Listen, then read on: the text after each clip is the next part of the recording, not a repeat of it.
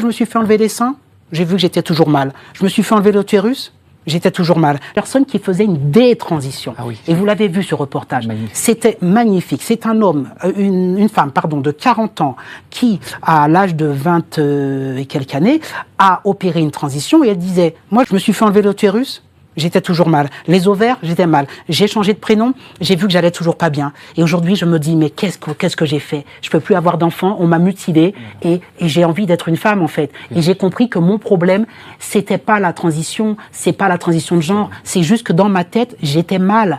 Et c'est pour ce que j'allais vous dire. Les personnes qui souffrent de ça et les patients que je peux avoir, avant tout, elles ont ce qu'on appelle une comorbidité psychiatrique. Voilà, et ça, on n'a plus le droit, on n'a pas le droit d'en parler. Vous l'avez dit vous-même avec le programme EVRAS.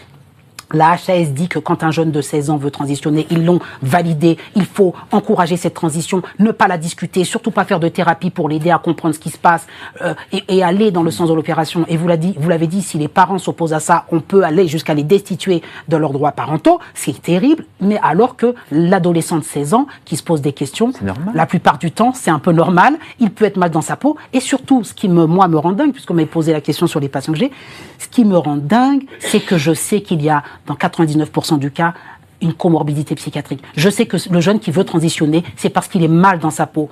Vous voyez la différence? Très important. C'est ça, c'est psychique, c'est-à-dire que psychologique. C'est-à-dire que le système, le pouvoir utilise une faiblesse des nouvelles générations pour imposer quelque chose. Oui, monsieur a parfaitement raison. Il faut apporter une réponse qui soit adaptée, qui soit donc avec un psychanalyste ou un psychiatre. Il faut redonner les lettres de noblesse à la psychiatrie. La psychiatrie, c'est pas une punition, c'est une spécialité médicale qui, moi, m'a beaucoup aidé.